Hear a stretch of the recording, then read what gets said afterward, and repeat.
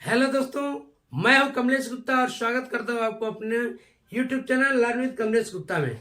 आइए विश्व भूगोल का महत्वपूर्ण टॉपिक आपके बीच में लेकर के आया हूं। स्थल मंडल जानेंगे कि स्थल मंडल किसे कहते हैं।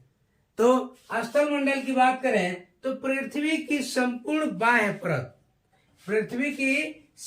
बाह्य परत जिस पर महाद्वीप एवं महासागर स्थित है वह स्थल मंडल कहलाते हैं। भाई महासागरों की बात करें तो महासागर से अर्थ है यहाँ पे जल से, और बात करें महाद्वीप का तो महाद्वीप से अर्थ यानी स्थल से लेंगे तो कुल हम बात करते हैं पृथ्वी के सतह पे कुल भूभाग कितने हैं। तो यह भूभाग देखते हैं तो पूरे क्षेत्रफल के 29% यानी 29% हिस्सा भूभाग है, जहाँ पे महाद्वीप है और उस पे जहाँ पे आप पर्वत पहाड़ पठार और चट्टाने ये सारी चीजें अवस्थित हैं।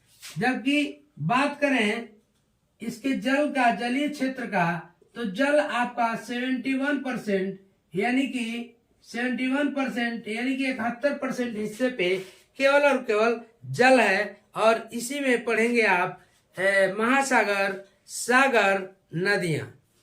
इसके बाद से आप देखते हैं कि बात करें कि सबसे अधिकतम ऊंचाई और गहराई की, तो पृथ्वी के बाह्य सतह पे सबसे अधिकतम ऊंचाई जो है वह है आपका एवरेस्ट चोटी की। और एवरेस्ट चोटी की जो ऊंचाई है वह है 8,848 मीटर।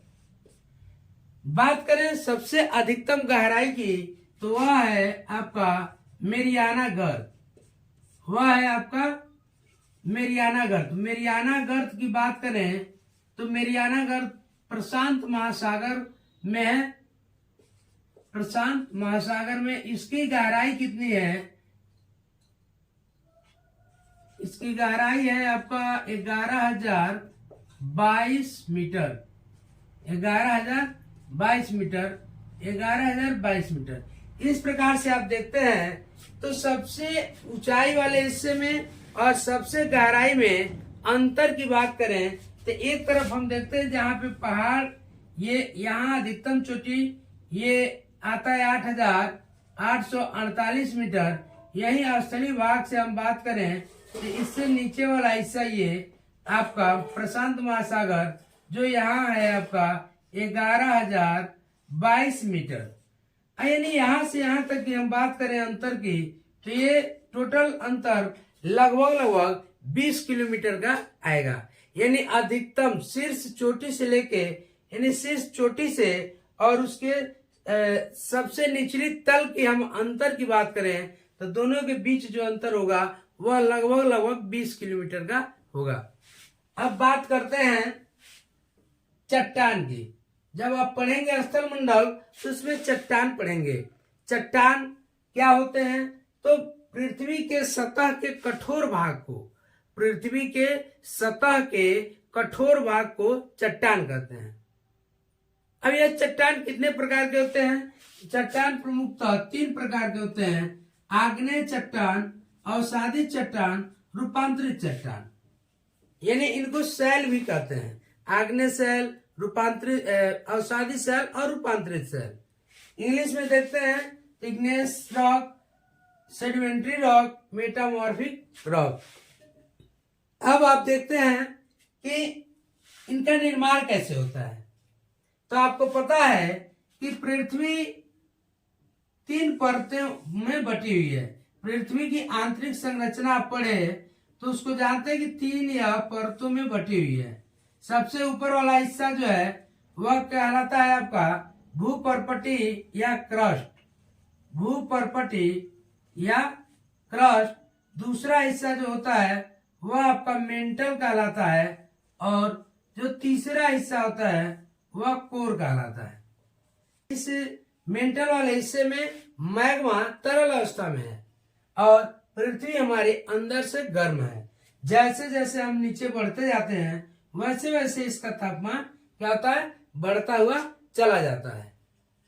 यानी ऊपर से दबाव बढ़ता है, नीचे से ताप बढ़ता है, जिसके कारण क्या होता है? मैग्मा इसमें से कभी कभी बाहर निकलने का प्रयास करते हैं, निकलते भी हैं।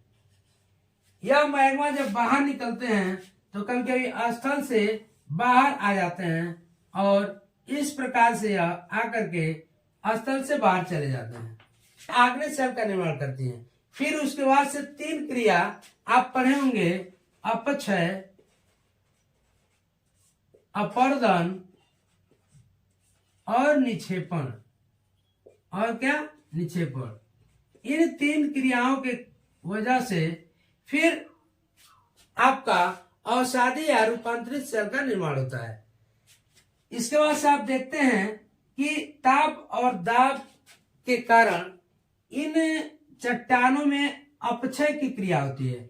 अपक्षय की क्रिया का मतलब हुआ टूटना।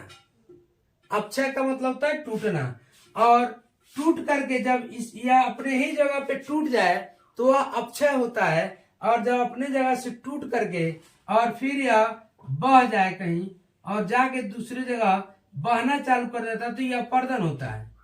और अपर्दन के अपक्षय और अपर्दन के क्रियाओं के कारण इसके जो भी कण होते हैं, यह कण जा करके कहीं न कहीं इकट्ठा हो जाते हैं। जब ये इकट्ठा होते हैं तो ये निक्षेपण, यह क्रिया हो गई निक्षेपण, यानी निक्षेपण के कारण यहाँ पे आ करके परत दर परत जम जाते हैं। तब जा करके निर्माण होता है आपका अवसादी चट्टान का। इसके बाद से यहाँ अवसादी हो गया। फिर कोई